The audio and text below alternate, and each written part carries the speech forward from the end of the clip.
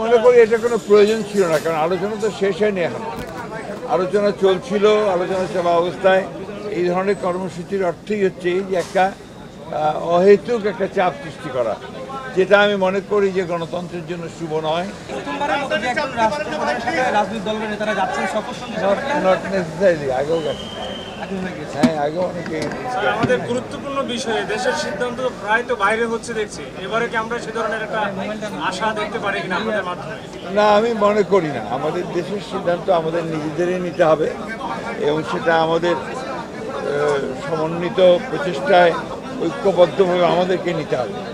আমরা সবসময়ই আমাদের বাংলাদেশের যে সিদ্ধান্তগুলো এবং সেগুলো আমরা আগেও নিজেরাই নিয়েছি, এখন আমরা নিজেরাই নেব এবং এই দেশের মানুষই নিয়েছে। সুতরাং আমি মনে করি যে বাইরের সিদ্ধান্তের কোনো প্রয়োজন নেই। কয়েকদিন বাইরে ছিলেন ঢাকায় আজকে প্রথম কর্মসূচি পালন করলো জামাত ইসলাম সবেশ কয়েকটি পাঁচ দফা দাবি, যার প্রথমটি হচ্ছে জুলাই সনদ বাস্তবায়ন করতে হবে নির্বাচনের আগে বা তার অধীনে নির্বাচন, পিআর পদ্ধতি, এইসব বিষয় নিয়ে তারা রাজপথে কর্মসূচি ঘোষণা করছে এবং পালন করছে আজকে প্রথম দিন। আমি এবং সঠিক সিদ্ধান্ত নেওয়ার ব্যাপারেও শুভ নয়। আমাদের সেক্রেটারি বলছেন যে আলোচনা টেবিল সমাধান হচ্ছে না এবং সেই সাথে তিনি বলছেন যে আপনার যেহেতু হচ্ছে না তাই তারা আসলে ধরনের এইভাবে রাজপথে আসলে সমাধান হয়ে যাবে। আমার পাল্টা প্রশ্ন যে রাজপথে আসলে কি সমাধান হয়ে যাবে? আমরা এখন পর্যন্ত সবচেয়ে বড় রাজনৈতিক দল, এ ব্যাপারে কোনো সন্দেহ নেই। আমরা কিন্তু এখন পর্যন্ত কোনো ইস্যুতে এই আফটার দিস চেঞ্জ, এই পরিবর্তনের পরে কিন্তু আমরা কোনো ইস্যুতেই রাজপথে আছি। আমরা আলোচনার মাধ্যমেই সমস্ত কিছু সমাধান করতে চাচ্ছি। আমার বিশ্বাস এটা আলোচনার মাধ্যমে শেষ হবে। দাবিগুলো করা হচ্ছে পিআরের মাধ্যমে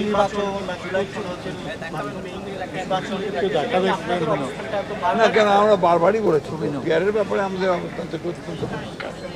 আমরা পিআরের পক্ষে নই, কারণ আমরা মনে করি যে বাংলাদেশের পিআরের কোনো প্রয়োজনীয়তা নাই। আপনার অন্য কোনো কি বললেন? জুলাই সনদের তো চলছে, জুলাই সনদের আলোচনা চলছে, অনেকগুলো বিষয়ে আমরা একমত হয়েছি। সেই বিষয়গুলো নিয়ে সামনে আসলে যায়।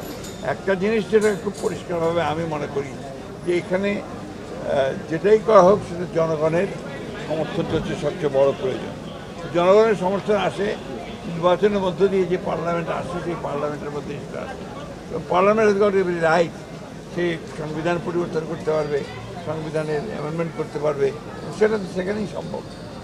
তাদের দাবির মধ্যে আরেকটা দাবি আছে, জাতীয় পার্টি এবং 14 দলের রাজনীতি নিষিদ্ধের দাবিটা আছে। এই ব্যাপারে আমাদের বক্তব্য আমরা খুব পরিষ্কার করে আগেও বলেছি, এখনও বলছি যে আমরা কোনো রাজনৈতিক দলকে নিষিদ্ধ করার পক্ষে নই। ইনশাআল্লাহ খুব শিগগিরই।